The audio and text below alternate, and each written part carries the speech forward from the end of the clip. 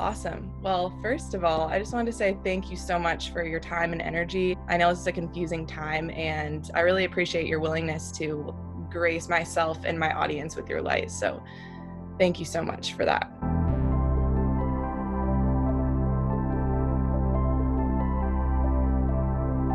First, do you want to start off with like a deep breath? We can do this together. And if you're watching this recording, I would encourage you to join us in this too. Yes. Awesome.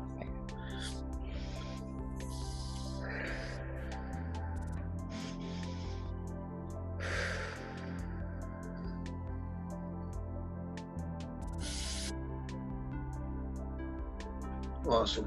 Amazing. Very grounding. Yes. Yes. All right. So first of all, I'd love for you just to start off with a little introduction, kind of who you are, what your path has looked like up until this point, kind of what led you to your quest of seeking your truth.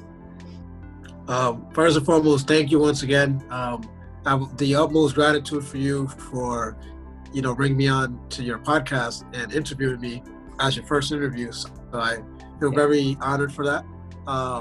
So my name is Albert Baez, and my Instagram handle is SeekYourTruth888.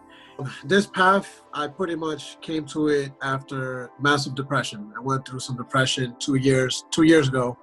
And after that depression, I put to rest my old self. A lot of my masked up, conditioned way of living that I was accustomed to living as, pretty much a false representation of self. It came to a fault after that depression. And that's when I started, meditating and really going inward and really healing myself to really reveal myself. And that's why I sincerely feel like my calling is more than anything is that I try to spread as much light, positivity as possible. And I also just like to consider myself just a healer, a communicator, a connector of people, ultimately a healer, and as the great saying says, a healer is not someone that you go to for the healing, but the healer is just pretty much going to lead you, trigger you, and pretty much pinpoint the areas within you for you to do the healing yourself.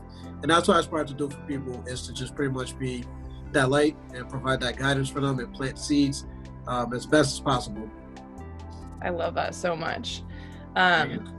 Yeah, no, and I totally can relate to that as a kind of a similar journey for myself, just going through things over and over again, the same patterns, and then finally realizing like it's time to make a change. And yeah, I can say for myself, meditation and mindfulness have been key for that. And I feel like it's almost impossible to not want to share that transformation with others and help them along the way. So I really appreciate people like you that are willing to lead that. How important would you say it is to have a support system around you who doesn't necessarily accept you for who you are, but pushes you to be a better version of you? Yes, great question. I believe that is important because, at times we could lack full self-awareness in a sense of it's easy for somebody to get off track, And I think having somebody to hold you accountable, to kind of push you, is very important, because it's easy for us to just kind of, half-ass things and, kind of lie to ourselves, to not push ourselves to our higher standards. And sometimes people could see a light within you that you may not see in yourself at times, especially during dark moments. It's important to have someone that can just truly appreciate you and truly loves you to kind of like, bring your spirits back up so you can continue to go onto your path. So I do believe it's very, very important, whether that be by family members or just close friends or, a spouse. I think it's very important to just have people who genuinely care for our best interest and always looking to push us, even when we don't, want it for ourselves at times.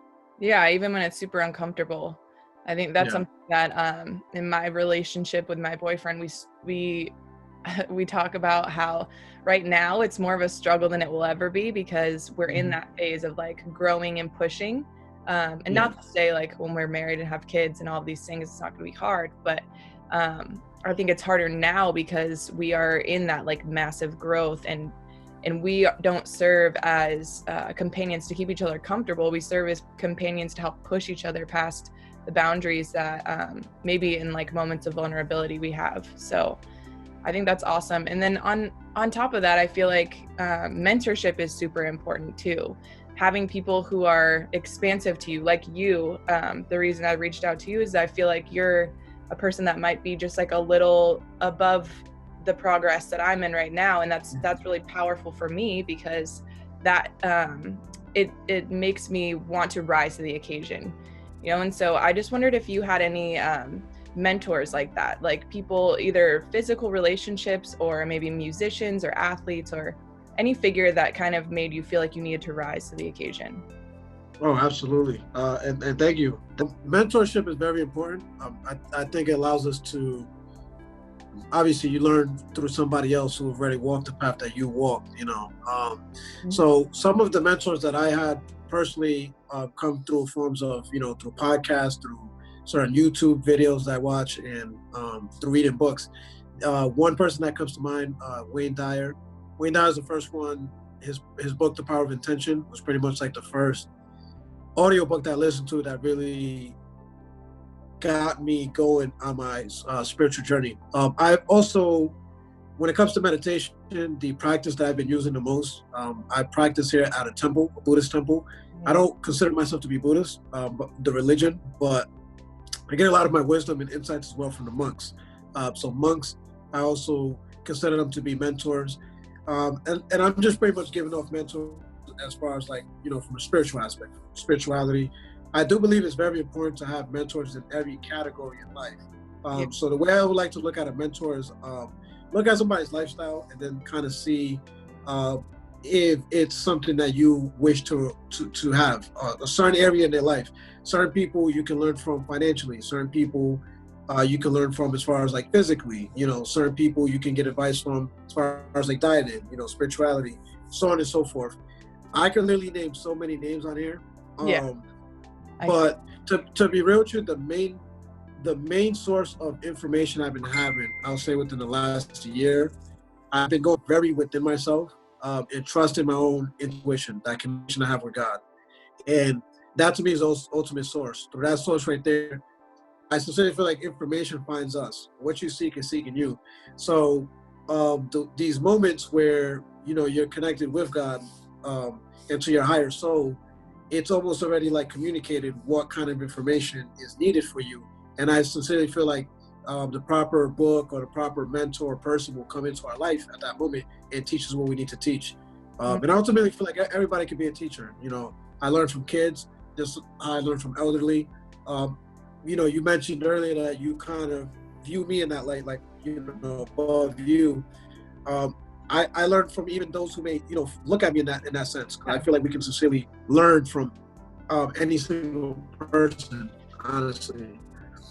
No, I think that's really cool, because first of all, I think everyone is a mirror for us, right? So like anytime when maybe you're feeling bothered by something that someone says or triggered in any way, it just reflects to you what's going on inside. So I really appreciate that. And then I kind of wanted to touch on the Buddhist temple conversation, because I really also enjoy studying Buddhism. And I think the unique thing about Buddhism is that I don't see Buddhism as really a religion. It's more of just like a way of living. Right. And I think it's hard for a lot of Americans specifically, and people in like Christian-based countries, to understand that like you don't have to subscribe to a specific religion to be able to learn from it. So you can call yourself a Christian and believe in God, but at the same time, you can still live Buddhism. You could still live like you know, I have this book here, You Are Here by Thich Nhat Hanh. And it's just all about like the magic of the present moment. And I think that's important no matter what religion you subscribe to, or if you subscribe to no religion, but just enjoying this moment right here and figuring out what is being taught to you at any given moment. Yes.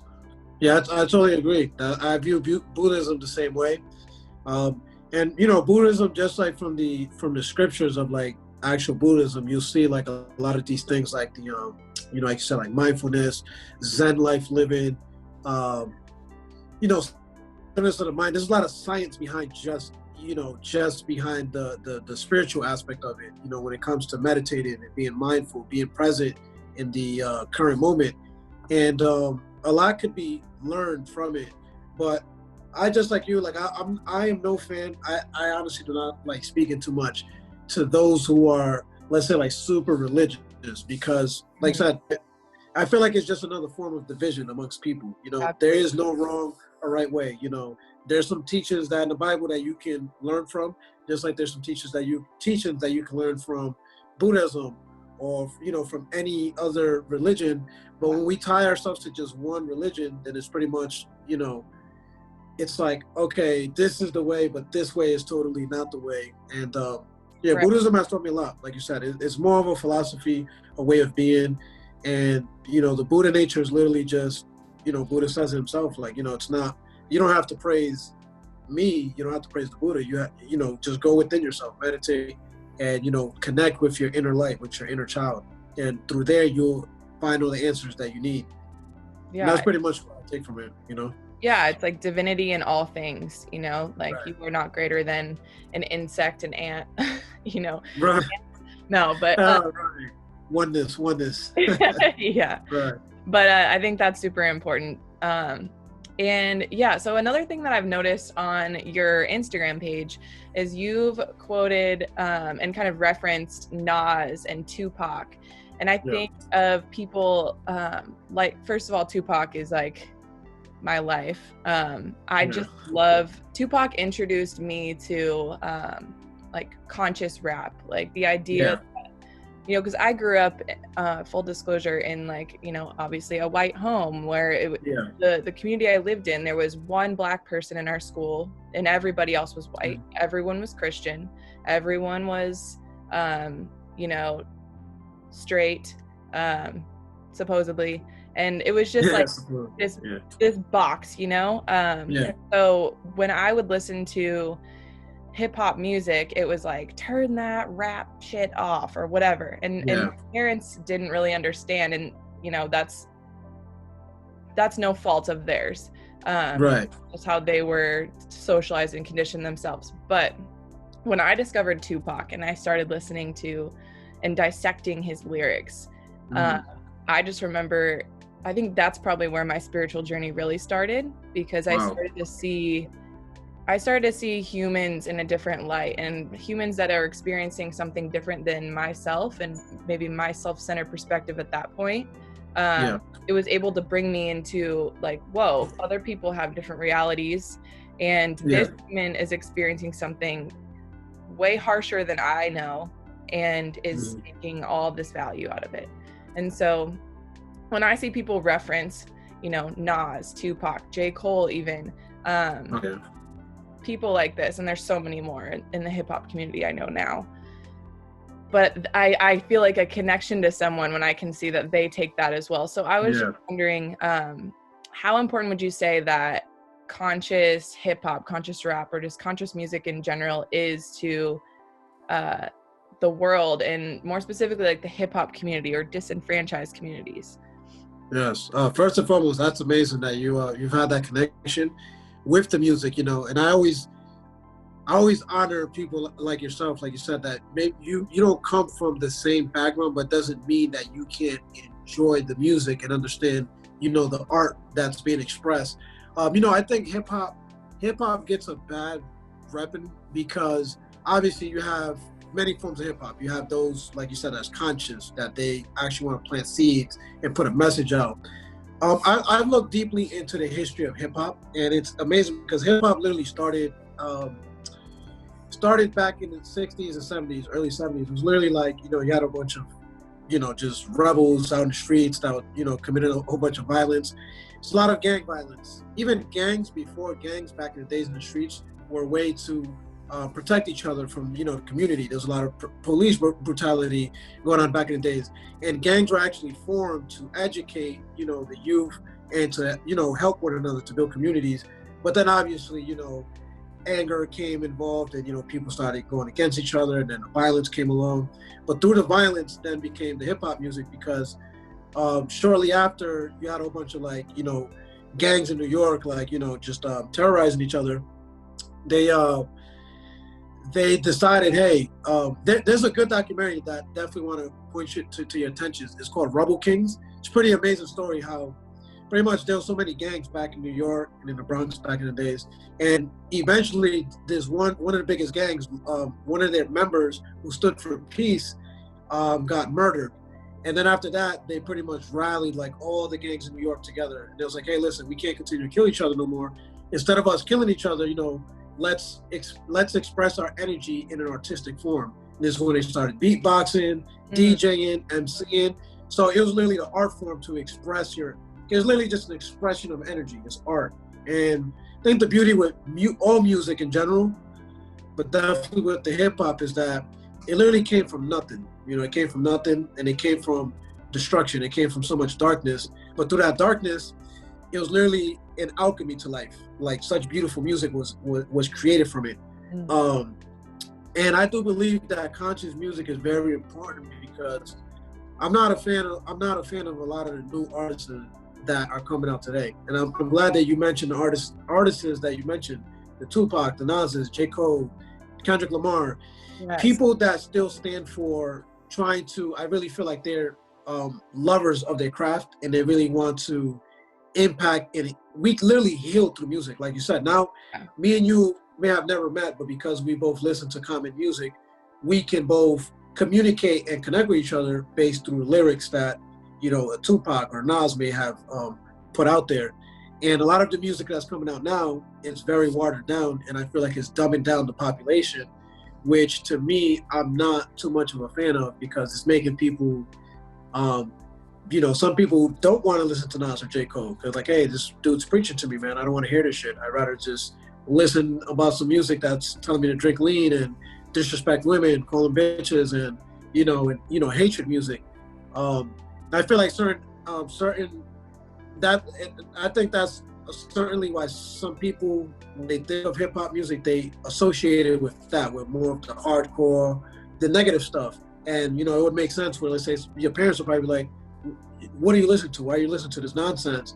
This is evil music, because it comes from a dark place. So some people express it in a dark manner. I'm going to shoot you. I'm going to kill you. I'm going to rob you, bitch. This, that, and this, that, and the third.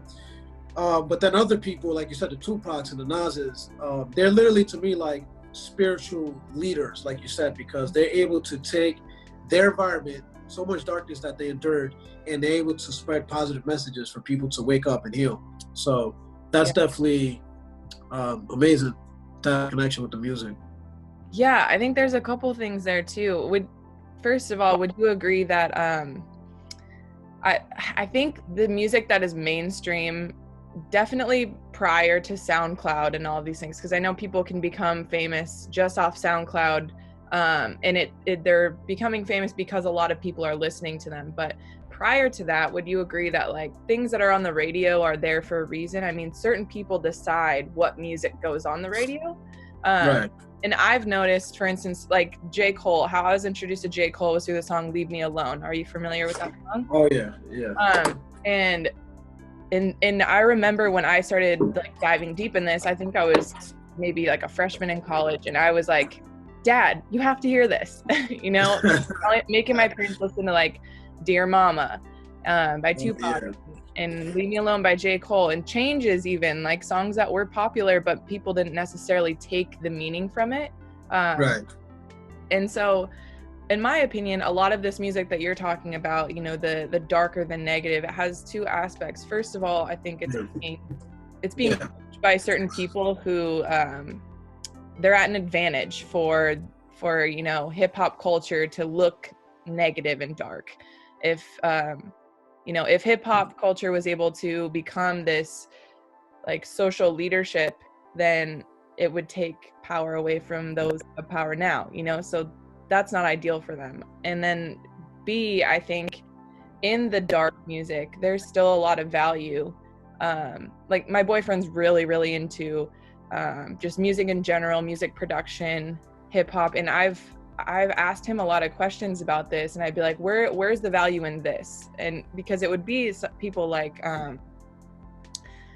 Trippie Redd and like these popular artists, and I would be like, well, where's the value in this? But he would be like, this is how this person's choosing to express their art, their their like what they've gone through in life, and they're taking and molding it into something that's their own. And I think regardless of if I enjoy people calling women bitches or not, which I don't, but at the same point, it's like these things are all born out of desperation.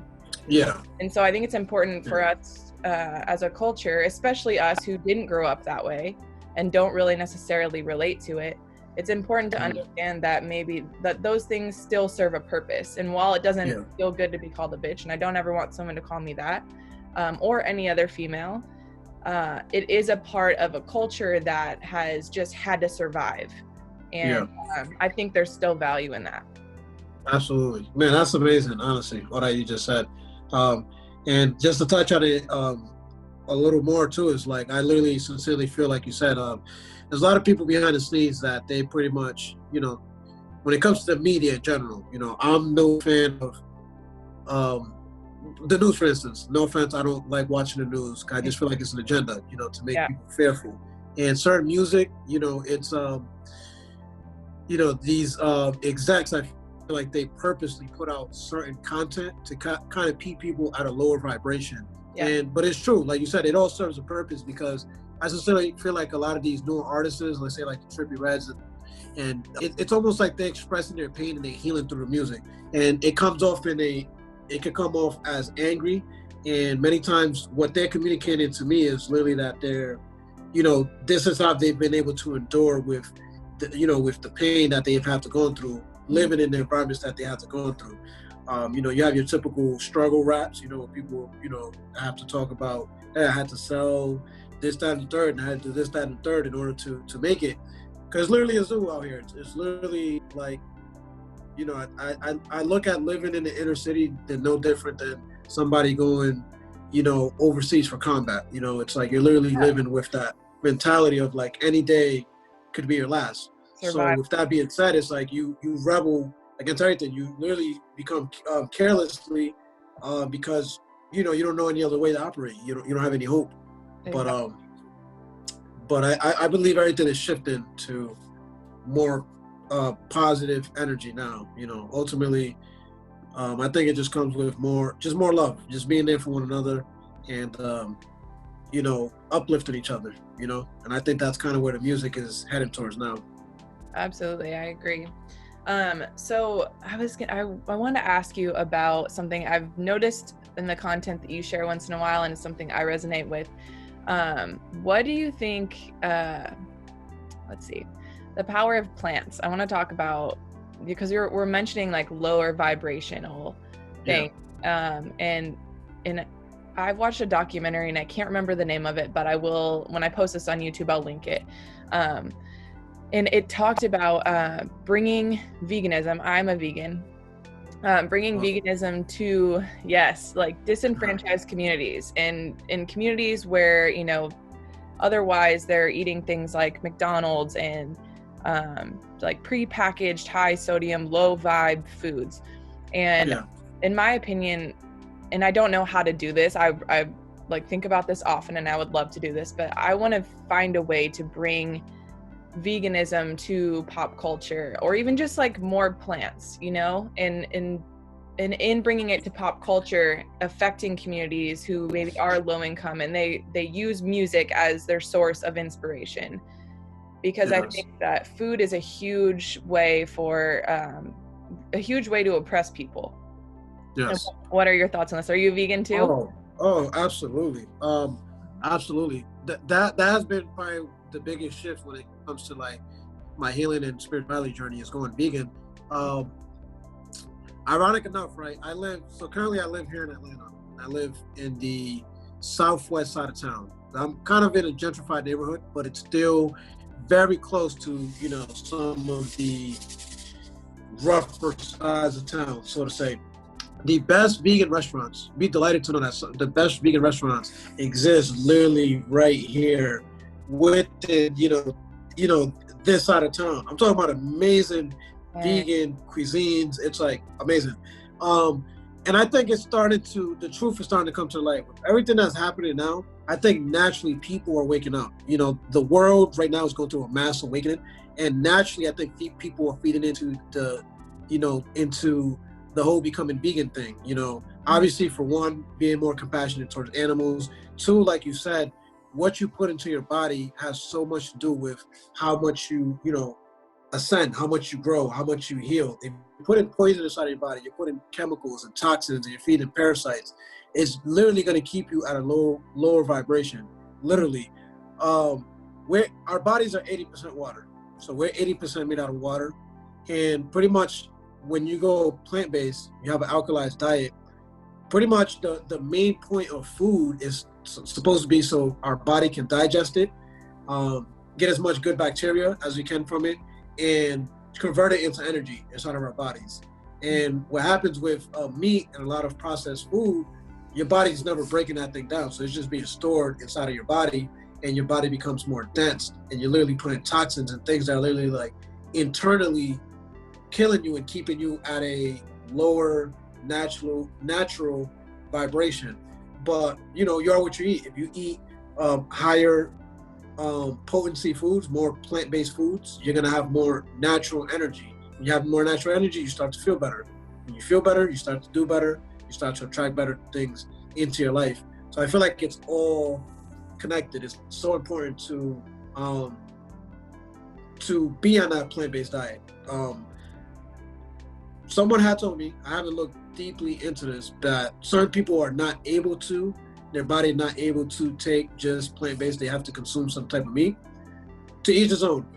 What I would say is like, at least be more mindful of what you're eating, you know? Yes. You know, they're putting all kind of pesticides and things on these animals. So for those who are actually still going to eat animals, I'll say just be mindful of where you're actually, where you're getting your animal products from too. You know, be mindful of where you're getting it from, and stay away from especially fast foods and processed food. I mean, we're talking just pure poison that you're putting into your body. We have to take care of our bodies. Our body's a temple.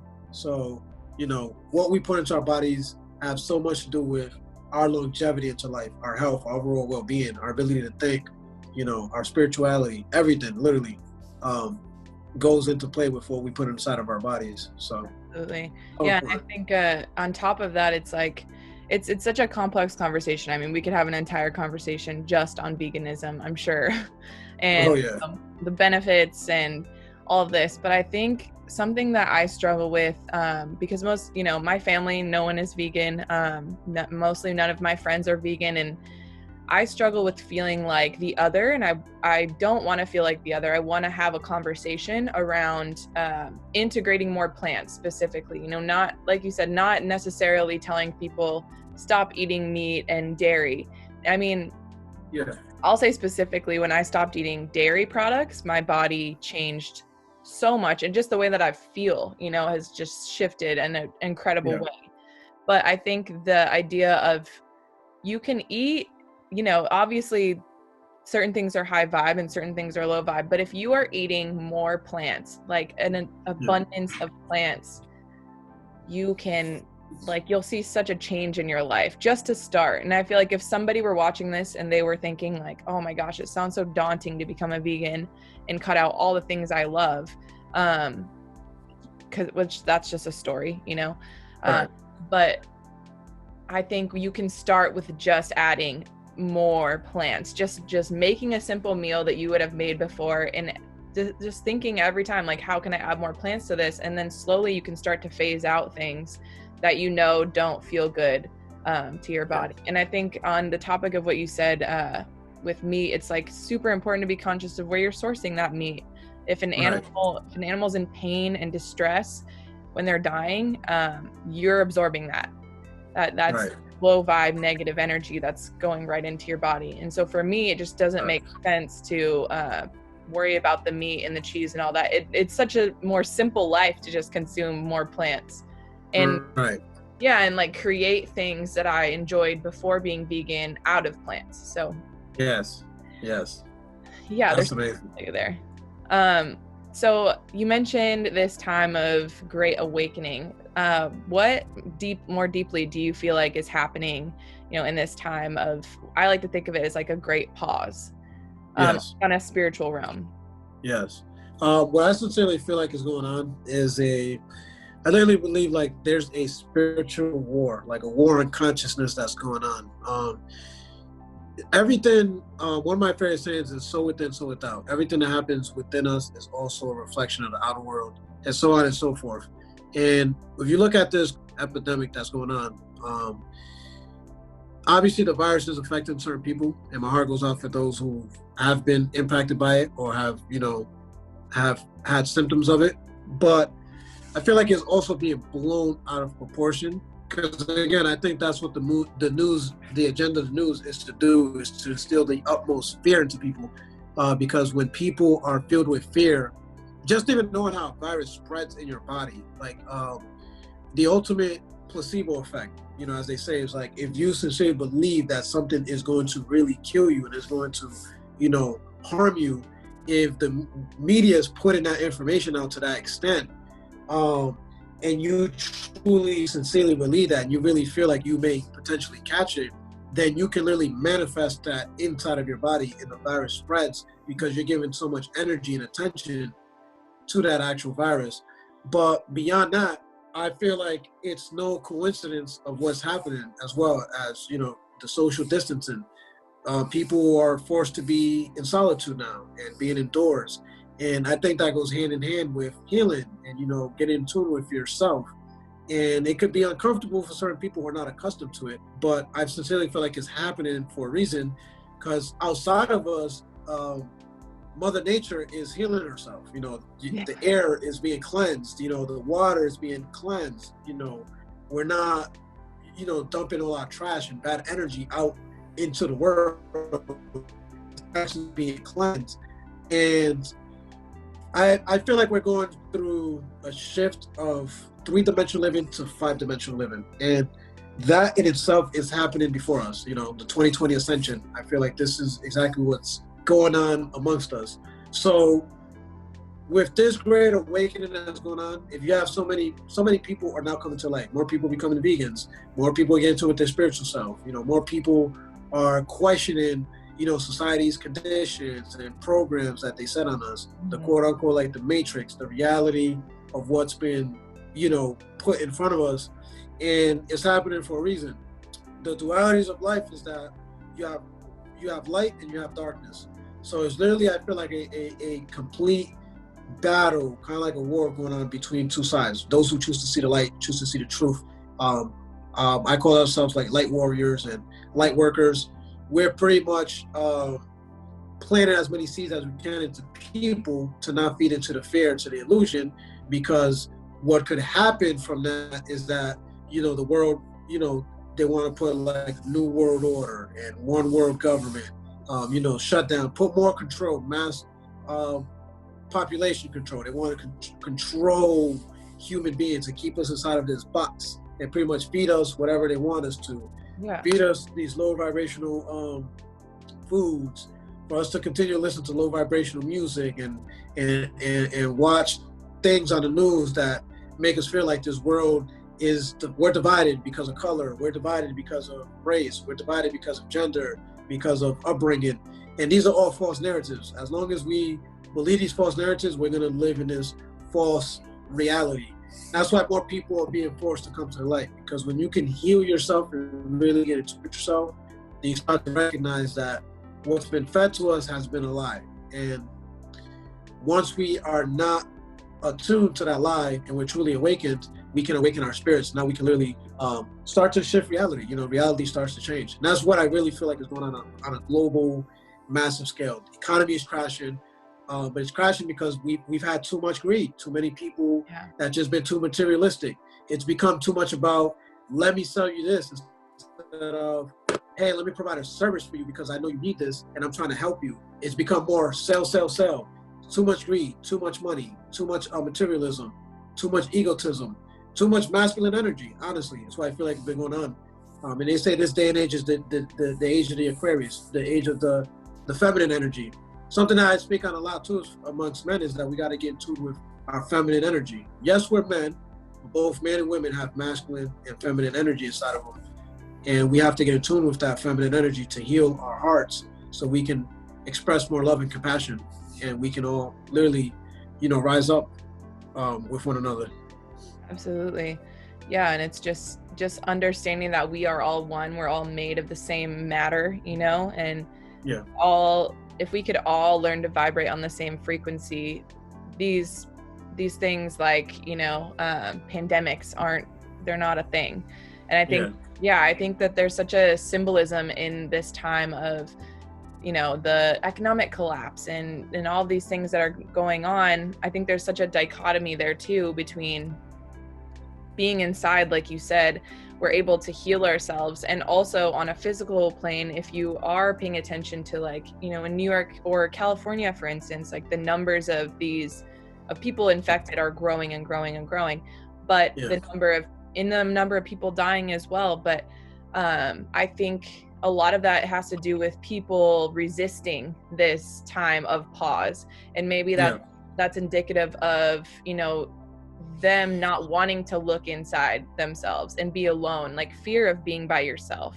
If you're scared of being alone, what does that tell you about you? Because it's like, the harsh reality is, and actually the beautiful reality is, we're born alone and we die alone. Like, you're not going to take a physical human person with you to the next realm, right? So if you don't use your time on this earth to figure out why you are here, like why did your soul incarnate in this body, and like B, what is your service to the world, then what's the point of living anyway, so I think if people can just like look at this time of being inside as a blessing, I know for myself it is such a blessing to be able to, for everything on my calendar to just be canceled, to be able to just like sit and be like, all right, I don't, like, nobody is expecting me to go out and make money right now. No one's expecting me to do anything.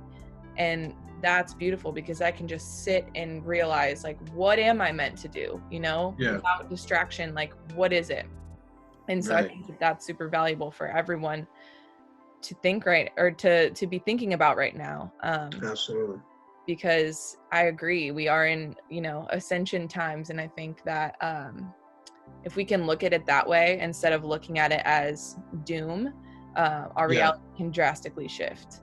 And so I was wondering also, how do you remain consistent in showing up for yourself, your audience, just when things get tough? Because I know, like, having this mentality is one thing, but that's not to say that, like, as a human, you don't experience times when it's difficult to stay true to yourself. So how do you remain consistent in showing up as, a light worker? Thank you. To me, it comes natural that I've always, it's interesting you mentioned that, because I feel like I've, at times I have like a love and hate kind of relationship, let's say, like with social media, right? Of, me sharing certain things, sharing content. I actually haven't posted as much this year as I had like last year and previous years.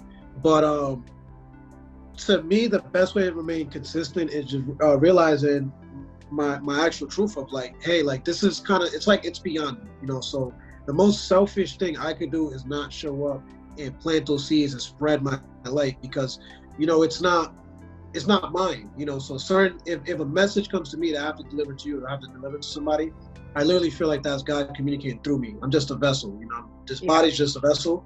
And the more I take me out of the way, like me personally out of the way, the more I allow this vessel to authentically communicate and express itself. So the right messages come to me at a certain time. I just trust my intuition. What helps me a lot is honestly being in solitude, meditating, connecting with nature. Things like that help me with remaining true to myself, to my true core, and what my purpose is here on this realm, so that way I don't get too distracted or, lost in the sauce, as they say. So are there any like self-care rituals or anything like that? I mean, you mentioned meditation and being out in nature. Are there other things that you use as just symbols that kind of get you in the flow of that service, or even the channeling of content, or whatever you tend to share? Definitely affirmations. Affirmations are huge for me. Reaffirming, because our subconscious mind is a program. It's literally a program that's running and is creating our reality for us based on, previous experiences, previous, whatever thoughts we have, whatever belief we have. It's going to determine our perspective on how we view life and how we're going to show up, for ourselves. So affirmations are very crucial to me, because affirmations kind of get me into that space of like being intentional with my energy, with my thoughts, and how, I'm processing them, so then I can pretty much act out exactly what I'm visualizing, what I'm thinking. I think that's one way. The meditation, visualization practices as well. Sometimes I just, find myself just visualizing and just, just reflecting, a lot of deep reflecting. I've been more into like moon rituals as well too, like new moons, full moons. Those are good as well. Fasting, diet is also another crucial thing. Mornings. One of the main things I've been doing now is like every morning, I give myself that first hour to myself, not checking my phone, not communicating with nobody. I want to give that time, that space to myself. Same thing with the last hour of the day. I want to make sure I'm giving myself that time before I can show up for anybody. I got to fill up my cup of water first.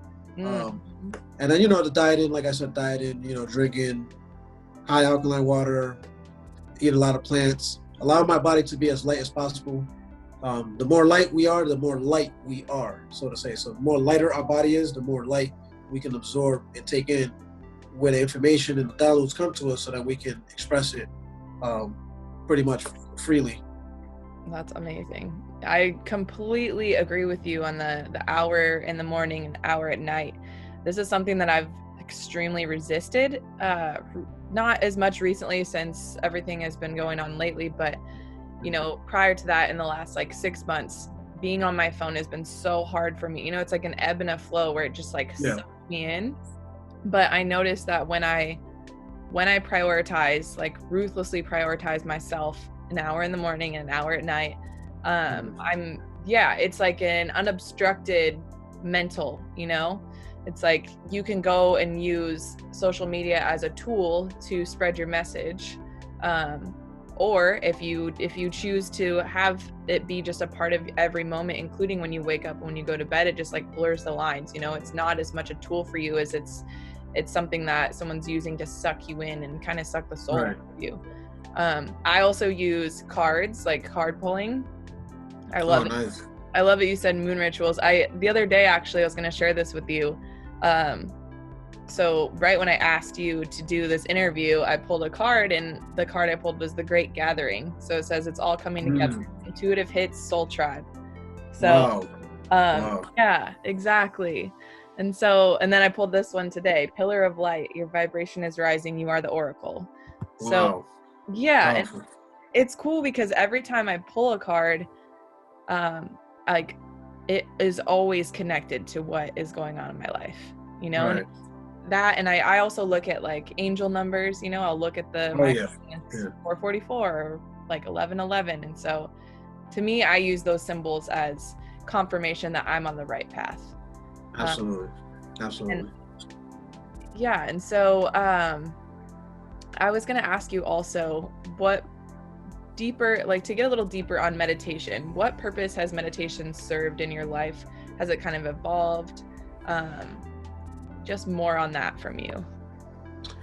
Meditation for me, what it allows me to do in a nutshell is pretty much, I think when people think of meditation, they think of it more so of like, hey, I don't want any thoughts to come to me. I just want to be completely blank. The acts of meditation, and I was like that when I first started meditating. I was just frustrated. I was like, damn it, I'm trying to meditate, and I keep having these songs pop up in my head and these thoughts. And I'm literally feeding my monkey mind, as they call it. Like, I'm literally like, trying so hard to resist thoughts to come through me that I wasn't meditating at all. What it allows me to do is to allow to come up without any judgment. So I can meditate, a thought comes to me. What happens is that we consciousness is awareness. So when you give awareness to something, we bring it to life. You know, where attention goes, energy flows. So when a thought comes up in our mind, whether it be good or bad, and we follow that thought, we give it energy. Therefore, that's where all our attention is going, you know. And then we're on that frequency, and then we're matching that to the universe, and that's going to match our reality. Meditation to me is literally the moment of just letting things come up and just letting them be, without judgment, without attachment, just letting them be. Because again, we're not just this body, we're not just this mind, we're not our emotions, we're beyond it. You know, we're spiritual beings having a temporary human experience. So part of being human are the emotions that we feel, the thinking mind, you know, to process information. And, you know, as you mentioned earlier, like most people don't use their phones. Their phones use people. Our phones use us more than anything, because we give it so much attention and we can't operate without it. That's pretty much, you know, we've become a slave to our phones, as they say. We become our slave to our minds or our thoughts that come to us. Meditation allows me to kind of disattach myself to giving into some of these thoughts, being still, being present. And in the moment of being still and present, then there is no more suffering. As, you know, Buddha says, like, you know, desires that lead to all suffering. So us as humans, we naturally desire things. We crave to do this. We're always looking for things outside of ourselves. Happiness, peace, love. You know, if I get a love, I'll be. If I get a new, a better partner, I'll be happy. If this happens, I'll be happy. And we don't accept what is. When we don't accept when we don't have acceptance for what we have in our life, then we don't have gratitude. If you don't have gratitude, then you're never going to attract better things into your life. And I think this is what meditation allows me to do, to kind of like put some things like on chill, like on pause mode. I'm like pausing, you know, these emotions, these thoughts. I'm letting them just come without judging them, without thinking anything of them. Just letting them be. Just letting them flow through me.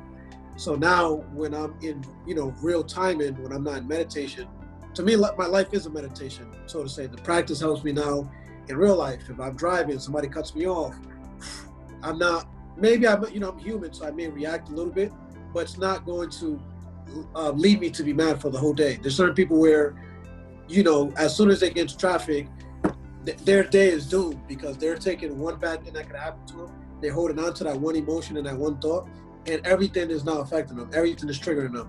Everything is bothering them, because we don't know how to let go. We don't know how to accept certain things. We don't know how to live beyond our mind. So that's why meditation has been very crucial for me to expand my consciousness and healing. Yeah. And it's also, I think, to expand too on the gratitude portion, it's like, for me, I always kind of looked at gratitude as like, what's good in my life and how can I be grateful for it, rather than looking at everything that's in my life, the good, the bad, the indifferent, and seeing how, especially the things that might be a little unpleasant, like what is that thing teaching me right now? Like, what has this been sent to me to teach me? Because nothing's an accident. I don't believe anything is just arbitrary, you know? Right. That if you're struggling with something, then you're in the phase of learning about that thing or about something, you know? And I think also when you don't learn a lesson, like a lesson is here to be taught to you, and you ignore it or you don't learn it, it's going to come back in a greater way until you finally learn it and deal with it and put it to rest, you know? And so I think that's important. And the traffic conversation, I used to get so frustrated in traffic, and that was something that I've reframed, is like, okay, this is teaching me to be more patient and understand that I'm going to get there. And it's probably another minute or two, you know? Right. And even times when I've been like 15 minutes late to work and I could freak out and be all upset, breath is always something that helps me through any situation that's challenging, you know, just like the deepest, like what we did at the beginning, just and it works endlessly. Yes. So I think that's a tool that is vastly underestimated in like handling anything that's going on in life. What would you tell someone who is maybe eager to begin seeking their own truth, but doesn't necessarily know where to begin? Because I could see how this might all sound a little overwhelming to someone who hasn't really started on this trek yet. Yep. Great question. First and foremost, you have to be as real as possible with yourself, I'd say. don't hide any aspects of yourself. I think part of seeking your truth is being 100% vulnerable and real with things that bother you, triggers, some of your fears, some of your doubts, some of your worries, a lot of your trauma, pains that you've endured. This is part of the awakening, I think, is the healing. This is the part that I feel like not too many people speak on, is that, many people will make it seem like, the spiritual awakening is a beautiful thing. Like everything is light, everything is love, everything is peaceful, everything is glory, everything is sandy dandy, everything is about living your best life. And to a certain extent it is, but there's also the darkness. We have to learn to embrace our darkness within us. The duality within us is that, we have light, but we also have darkness within us. The shadow integration is to, I think we have to really get in. Again, to simplify it, is really being in solitude and just knowing that in silence and in stillness, the answers will reveal itself to you. Like everything in life is literally a teacher. It's reflecting into us what we need to learn and grow from. Everything is a teacher. You made a perfect example that, one who doesn't have patience in traffic, you may realize that every single day your patience is being tested when you're being put out in traffic. You may have certain coworkers that literally, I sincerely feel like we've manifested and they've been sent to us to teach us what we need to heal within ourselves, because everybody is literally just a mirror of ourselves. And when we learn to look at it that way, what is this teaching me? When we don't become victimized and say, oh, why is this happening to me? When you say, why is this happening to me? You're pretty much giving up all your power. You're pretty much saying, okay, just whatever. I'm just going to continue to be this way. Life sucks. I'm cursed. My life is shit. Excuse my language, but and when you say, what is this teaching me? When we get to that point of saying, what is this teaching me? Then everything happens through a matter of perspective, like how we choose to view things.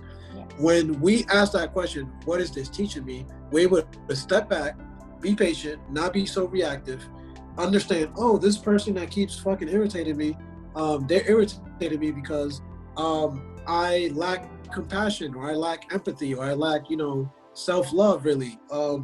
I keep manifesting, terrible boyfriends or terrible girlfriends. Oh, because they're teaching me that I have to love myself. If I don't love myself, then they're going to continue to disrespect me. So when we put it into that context, you start to really dig into yourself. You start to heal the wounds within you.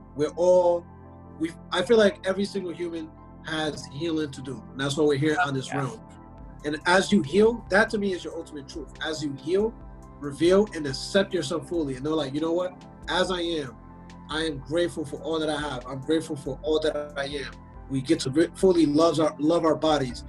We've been conditioned and programmed to always do.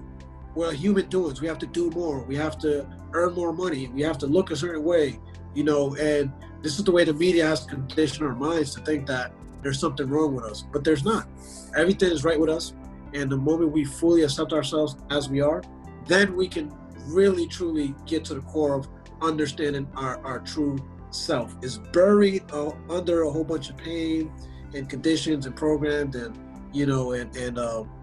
lack of self-worth and insecurities. But beyond all of those layers, we find that truth. And once we find that truth, I literally feel like we have to walk through the darkness to find our light. And once we find our light, now we could, spread it and share it with the world authentically. Yeah, that's amazing. And I think it's important also to understand that, like you said earlier, we're spirits in experiencing like a human reality, like first and foremost, we are spirits, and we come into this body as a fully formed spirit. And so even when we're a baby, like we have an identity deep inside. And I think just like by nature of growing up, having parents or without parents, or just being under the collective like socialization of being in a society and having rules and all that stuff, there's these layers that keep getting put on top of us of conditioning that essentially just keep pushing us farther away from who that genuine spirit is inside. And so, I don't think that meditation or personal development is reserved for any one type of human, like a person that maybe is like, doesn't have any problems, or somebody that has all the problems. It's like just the acknowledgement of the fact that we're all we all need to unwrap those layers off of us and just get down to who we are. And so in that sense, anybody and everyone can benefit from this type of work, because again, it just shows us like who we are deep down and why are we here? Why were we sent here at this time? This time is so important, you know? Yeah. And I think we should all feel honored to be here at this time of ascension and awakening, because that just says that we have a mission to carry out. And so I was going to ask you as well, and this, you know, I don't know what you think here, but where do you see yourself in 5 years from now? I didn't really touch deeply into kind of like what work you do outside of just being a light worker on social media, but I'd love to hear more about that and kind of like where that's going for you. Thank you. So currently what my real, I guess you could say, like occupation is, I am self-employed. I buy and resell cell phones. So I'm a distributor of, like, for instance, like I have this phone here. I buy and I resell. So I'm like an arbitrager, what you would call. You know, I sell a lot online. You know, I buy at local marketplaces, Facebook Marketplace, Craigslist, OfferUp. You know, so I buy devices, buy some online as well, and resell through the marketplaces. So that's what I currently do. That's kind of like what pays my bills, so to say. I guess that's my 3D occupation, is what I like to call it. That's my little hustle. Now I'm inspiring now more and more. Ever since 2020, I've been feeling called to, it's like this is like less and less important to me, and I'm giving less and less time to this. And things like this, it's like the universe is literally pushing me forward, and it makes sense for everything that's happening now. Like you said, like, you know, we've been sent here on a mission of like really fulfilling my main purpose. And what I see myself in 5 years is literally hosting retreats. I'm a big advocate and a big advocate, I'll just say. I was going to say fan, but really just an advocate. And I speak very, very highly of healing when it comes to with plant medicine as well. I feel like, you know, plant medicines allow us to really expand beyond just our thinking egoic mind. With our default network mode is what they like to call it. You know, we get to really tap into our spiritual essence, you know, through those tools. And I feel a strong calling for, you know, hosting ceremonies for people, and also doing masterminds, especially with men. I'm going to be forming a meditation and like a mastermind with men, to be vulnerable, to be open, for us to really speak and communicate, to heal. Because I think with men, it's like, it's tough on us, you know, women are able to get up with one another, cry, and it's cool. Yeah. You know, you can have girl time, drink wine. Men are different. You know, we want to watch sports, you know, be ignorant and kind of mask our emotions, you know, but it's like, bro, we can't continue to live this way, you know, so we have to do some work. So those are two things that I feel very called to speak on, and more things like this, you know, just communicating as I keep growing and healing, expressing my truths and what I've learned amongst my journey.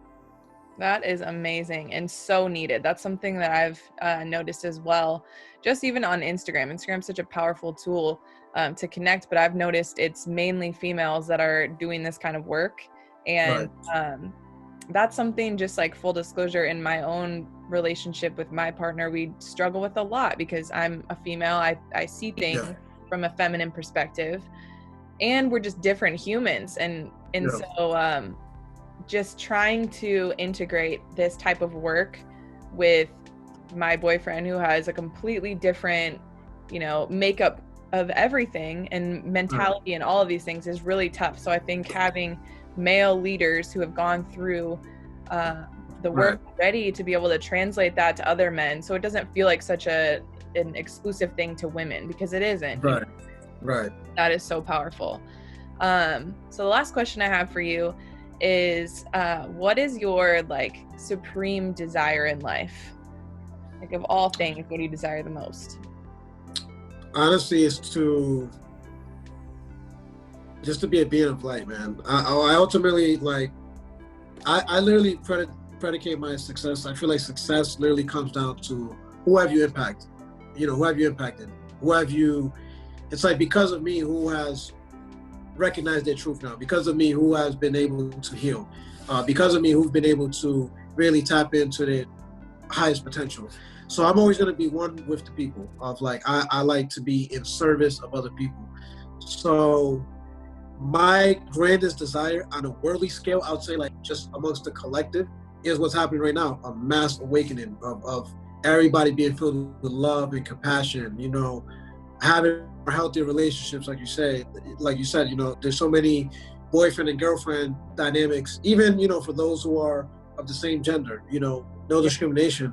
But I feel like there's so much division because we don't, you know, we lack a lot of compassion as humans. And again, there's a lot of healing that needs to be done.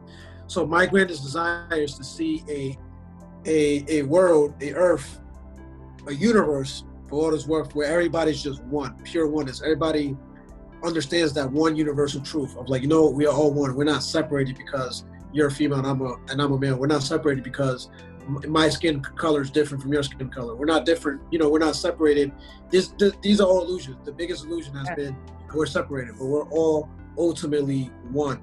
For the world, for everybody in the universe to recognize that truth and live in companion of having compassion and love for one another, that is my ultimately worldly desire. But as far as like me being able to implement that, to be that change in the world, I ultimately just want to live as freely as possible, be as loving and caring and giving as possible. And may I attract the most abundance into my life as possible, and people who reciprocate and match that energy, that frequency that I'm on. You know, I want to, you know, build communities and tribes with people who are in the same path as I am, who understand this universal truth, so we can continue to shift the collective. So that's my ultimate desire. Is definitely nothing that has to do with anything, you know, material of like, you know, Lamborghini or anything like that.